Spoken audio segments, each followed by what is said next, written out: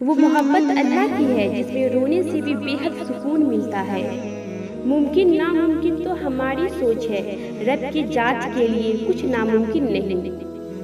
تھک جاتے ہیں لوگ مصیبتوں کے سامنے، پر میرے رب نے مجھے نہ کبھی تھکنے دیا نہ کبھی جھکنے دیا مصیبتوں کے سامنے۔ اگر مصیبت کو بھی صحیح نظریے سے دیکھا جائے تو وہ بھی ایک نعمت ہوتی ہے جو ہمیں اللہ کی اور قریب کر دیتی ہے۔ دنیا کی ٹھوکروں سے ایک ہی سبق سیکھا ہے، ہر مشکل کا حل سجدائے خدا میں چھپا ہے۔ ہماری قسمت بے شک اللہ کے ہاتھ میں ہے، تو اس نے دعا کی طاقت اپنے بندوں کو دی ہے۔ درود آپ پر بھیجتی ہوں اور بگڑی میری بن جاتی ہے یا رسول اللہ۔ میں نے میرا ہر وقت میرے رب کو بتایا ہے، کیونکہ میرے ہر بگڑے وقت کو اچھا میرے رب نے بنایا ہے۔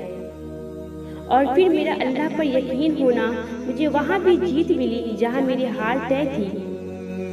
اللہ سے نا امید بندے کی سب سے بڑی ہار، اور اللہ سے امید رکھنا بندے کی سب سے بڑی جیت بن جاتی ہے۔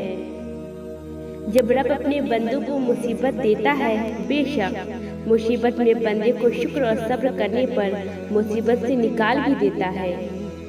جو زمین و آسمان کے مالک ہے، جو پوری مخلوق کا بادشاہ ہے، جو اپنے بندوں کو 70 ماؤں سے زیادہ محبت کرنے والا ہے، جو نہایت ہی رحم والا ہے، بے شک وہ صرف اللہ ہے۔ اللہ کی پکڑ مضبوط رکھو اور اللہ کے ذکر سے بچو، کیونکہ اللہ کی پکڑ رکھنے والا کبھی گرتا نہیں، اور اللہ کی ذکر سے بچنے والا اوروں کے سامنے کبھی جھکتا نہیں۔ اللہ پہ یقین مصیبت ٹال دیتا ہے، غموں کو نکال دیتا ہے۔